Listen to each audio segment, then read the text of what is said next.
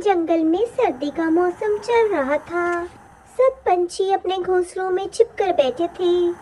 वही मीठी चिड़िया का बेटा कुकू बहुत बीमार था। कुकू का बुखार तो कम ही नहीं हो रहा। मुझे जल्द ही तोता डॉक्टर के पास जाना पड़ेगा। गौरी, देखो तो कितनी ठंड है। मुझे कुछ गर्मा गर्म खाने का मन कर रहा है।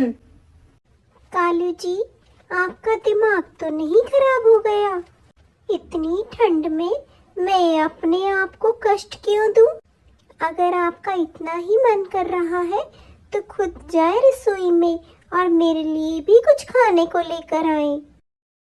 कालू और गौरी आपस में बहस कर ही रहे होते हैं, तभी उनके घर पर दस्तक होती है। लो जी, अब इतनी ठंड में कौन आ गया है? चलिए चलकर देखते हैं। कालू भैया, मेरा बेटा कुकू बहुत बीमार है। कल से उसका बुखार उतरने का नाम ही नहीं ले रहा। क्या आप मेरे साथ तोता डॉक्टर के पास चलेंगे? आप तो जानते हैं, तोता डॉक्टर के घर के पास चील शिकारी भी रहता है, इसलिए मुझे अकेले जाने में डर लगता है। मीठी, तुम क्या चाहती हो? तुम्हारी दवाई के चक्कर में मेरे कालू जी अपनी जान को जोखिम में डाल दें। अगर उन शिकारी चील की नजर मेरे कालू जी पर पड़ गई तो मैं क्या करूंगी अपने कालू जी के बिना?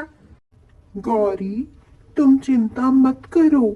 मैं जल्द ही मीठी के साथ तोता डॉक्टर के पास जाकर लौट आऊंगा। जाओ, जल्दी से अंदर जाकर मेरी मफलर और टोपी ले आओ। देखो, मीठी बहन को देर हो रही है। कालू और मीठी दूसरे जंगल की ओर निकल पड़ते हैं। तभी उनकी नजर एक बूढ़े कबूतर पर पड़ती है। माँ जी, आप इतनी ठंड में बाहर क्यों बैठी हैं? क्या बताऊं बिटिया, मेरा कोई घर है ही नहीं।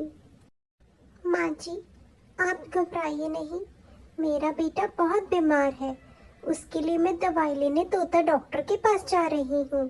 जैसे ही मैं दवाई लेकर लौटूंगी, मैं आपको अपने साथ अपने घर ले चलूंगी। मीठी की बात सुनकर वो बूढ़ा कबूतर खुश हो जाता है। अरे मीठी, तुम आज यहाँ कैसे? क्या बताऊं तोते भैया, मेरे कुकू को 2 दिन से बुखार है, इसलिए मैं कालू भैया के साथ आपके पास दवाई लेने आई हूँ। चिंता मत करो मीठी, कुकू बहुत जल्द ठीक हो जाएगा। ये 2-2 बूंदे तुम 2 दिन तक कुकू को पिलाते रहना, उसका बुखार तुरंत गायब हो जाएगा। शुक्रिया तोते भैया, जैसा आपने कहा है मैं वैसे ही कुकू को दवाई दूंगी।